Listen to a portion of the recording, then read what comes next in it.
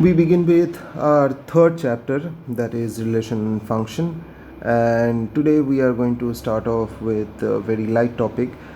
Now this is a very theoretical chapter, something which is very new, and it will take some time for you to understand, but obviously the reason why we did linear inequalities before this chapter, by book this is the second chapter, but I did linear inequalities first because we will be requiring some idea of linear inequality in this chapter. So therefore it was better to do it first and then go for this.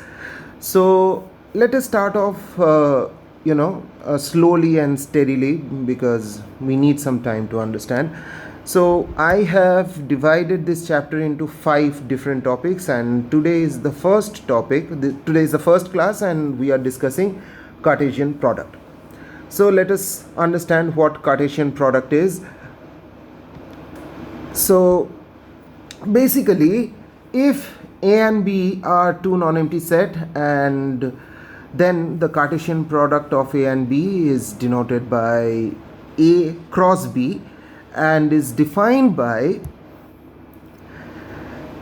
A cross B is a set which is collection of elements which are of the form x comma y. These are the elements. This is how the elements will look like, x comma y, and such that x belongs to A and y belongs to B, which means that all the first elements in this kind of the form of element, they will be from the set A, that is the first set, and the second elements will be from the second set B. So now if we take example and see how it is. So let us take A to be, randomly let us take A to be 1 2 3 and B to be A comma B. Then how do we form the cross product, the Cartesian product? That is, I have to form those pairs.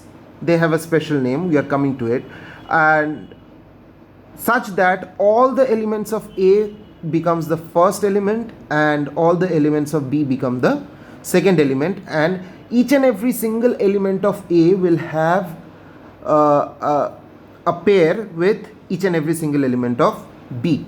So this is exactly how A cross B will look like.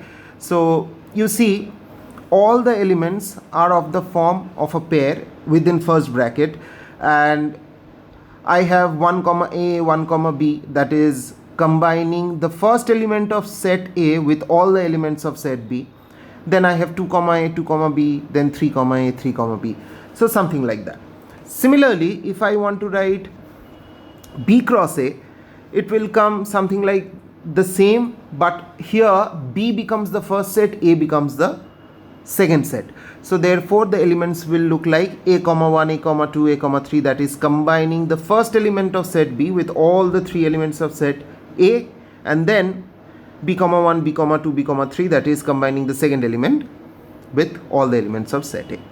So from here, looking at this, I can directly say that A cross B is not equals to B cross A.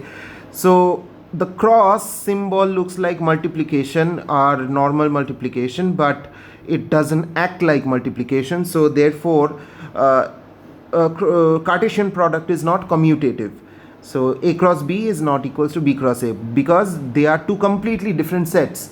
Forget being equal or forget having common elements, they are completely different sets. So again, we define something called A cross A. A cross A means if I want to take Cartesian product of a set with itself, if I do so, then what will happen? It will be the set of all pairs where both the elements are from set A. So therefore each and every single element of set A will be corresponding with the other elements of set A. So therefore what A cross A will look like? A cross A will look like something like this. So 1 is corresponding with 1, then 2 with 3, and then again 2 will correspond with all the 3 elements, then 3 will correspond with all the 3 elements. So this is how A cross A looks like. Fine. So from here I can draw one conclusion. If you just notice, look at the number of elements the sets have. That is, set A has got 3 elements, set B has got 2 elements. So therefore the number of elements in A cross B, that is 6. See, there are 6 elements. Even the same for B cross A. B cross A also has got 6 elements. Then again, A cross A has got your 9 elements, because A has 3 elements, so A cross A has got 9 elements. So from here I can make idea of how to calculate the number of elements in the set of Cartesian product. So this is basically it. If I have P number of elements in set A and Q number of elements in set B, then the Cartesian product set will have P into Q number of elements. So see, it is obvious, there are 3 elements in A, 2 elements in B, 3 into 2, 6 elements in A cross B, and similarly in A cross A there are 3 into 3, 9 elements. Fine, simple enough. Now, as I was talking about, that these pairs have got some special name, and they are called as ordered pair. Why ordered pair? Because the first element belongs to the first set, the second element belongs to the second set, so it is in a particular order. So that order can't be broken, so therefore they are called as ordered pairs. Fine. And now if two ordered pairs are equated, say x comma y is equated to A comma B, then obviously x is equals to A, y is equals to B. This is something which is very obvious. This idea you have already from your coordinate geometry. So coordinate geometry, when you are representing coordinate of a point on the Cartesian axis, Cartesian plane, then each and every single coordinate is actually an ordered pair. But how the ordered pair is? The ordering is first the x-axis, then the y-axis. So that is why they are called ordered pairs. Fine. So any coordinate that you are representing on a Cartesian plane, they are actually an ordered pair. An ordered pair of x-axis and y-axis. Fine. So therefore you can think in the form of Cartesian product, that the whole coordinate axis is basically Cartesian product of x-axis to y-axis. Fine. Just give it a thought. Now let us move into problems. So there is nothing much to discuss about this topic. It is very simple. So let us go straight into the problems. Let us take the first problem. So it is basically, there are two ordered pairs. The first ordered pair is x minus y and x plus y, and the other ordered pair is 6 comma 10. So you have to find the value of x and y. So obviously this is what it is given, first ordered pair equal to the second ordered pair. So now from the idea we know that if two ordered pairs are equal, the components are equal. So let me just equate the component. So let me equate the component. This is what you get. So x minus y is equals to 6 and x plus y is equals to 10. So from there solve these simultaneous equation. I think I need not tell you how to solve it. So just solve it, and therefore you get x as 8 and y as 2. Fine. So simple enough, I guess. Let us move to number 2. Problem number 2, I have, if A is given to be minus 1, 0, 1 and B is 3, 5, then I have to find something, that is, I have to find A cross B, I have to find B cross A, and I have to find B cross B. So nothing difficult here, so just do it. A cross B is all the elements of A corresponding to B. So therefore A cross B looks something like this. So minus 1 goes to 3, minus 1 goes to 5, 0 goes to 3, 0 goes to 5, and 1 goes to 3, and 1 goes to 5. B cross A, just reverse the ordering of the pairs, you get the B cross A. So B cross A is something like this, that is 3 minus 1, 3 minus 0, 3 0, 3 1, 5 minus 1, 5 0, 5 1. Fine. And B cross B, obviously there are two elements, so there will be 4 elements here, 3 3, 3 5, 5 3, 5 5. Clear? Simple. I hope this is clear. Let us move to question number 3. Number 3, I am given A to be 1, 2, 3, B to be 3, 4, C to be 4, 5, 6. Then I have to find A cross B intersection C, and then I have to find A cross B intersection A cross C. So first let us find what is B intersection C. So from here I can see directly B intersection C is 4. There is only one element common. So therefore, taking Cartesian product with A, I will be having 3 elements. The 3 elements will be 1, 4, 2, 4, 3, 4, because B intersection C has only one element. Fine. Now let me find out what is A cross B and what is A cross C.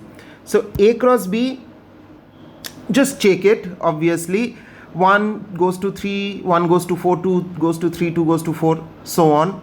So that's A cross B. And A cross C, there will be 9 elements.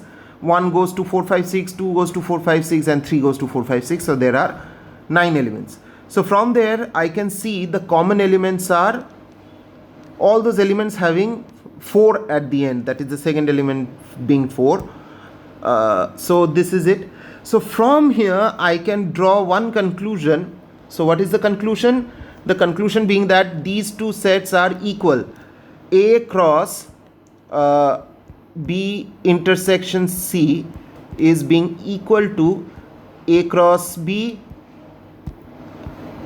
intersection, intersection A cross C. So therefore I can say that cross product, why I am saying cross product, the Cartesian product is distributive over intersection, and if you check for union also it happens the same way. So A intersection B union C will be A intersection B union A intersection C. So just clarify it, it happens also for difference also. So A intersection B minus C will be A intersection B minus A intersection C. So both happens. Fine. So all the operations on set, that is intersection, union, difference, they are all distributed. They get distributed by the cross product, Cartesian product. Fine. So simple enough, I guess. Okay. So now one last problem. Last problem, this is, if A and B are two sets such that the number of elements in A cross B is 6 and some elements of A cross B are minus 1, 2, 2, 3 and 4, 3, then find A cross B. So first we need to understand once again what was the definition. A cross B means all the collection of ordered pairs, where the first element in the ordered pair will be from set A and the second element from the ordered pair will be from set B. Now you are given 3 elements, 3 random elements from the set A cross B, and I can see there are 3 distinct first element, this is 1, this is 1 and this is 1. So when I have got 3 distinct first elements, so that suggests, when I have got 3 distinct first elements, so it suggests that set A has all these 3 elements. So I can directly say that set A will be equal to minus 1, 2 and 3, because there are 3 distinct elements already. And similarly, if you just check for the second elements, I can see there are 2 distinct elements, that is, this is 1 and this is 1. So therefore from here I can say that B is equals to 2 and 3, right? And you see the number of elements of A cross B is 6. So therefore either A must have 3 elements, B must have 2 elements, or vice versa, or A can have 6 elements, B can have 1 element. So there are 4 different possibilities, but I can see directly that I found 3 distinct elements in A. So therefore B must have 2 distinct elements, and I also can see that these are the two distinct elements of B. So therefore I can write this directly that A is minus 1 to 4. Right, I wrote 3, doesn't matter. So A has got minus 1 to 4, B has 2, 3, right? So from here now you just find what is A cross B. So A cross B is minus 1 comma 2, minus 1 comma 3, 2 comma 2, 2 comma 3, 4 comma 2 and 4 comma 3. Fine. So that's it. This is the first like the basic foundation topic of the chapter relation and function, and we will be developing the higher topic just over this. So first you need to understand what is a Cartesian product, because this is very important. After you have understood this, on this we will be slowly developing the next few concepts. So go through it, solve the exercise. I'm pretty sure you will be able to do it. Thank you.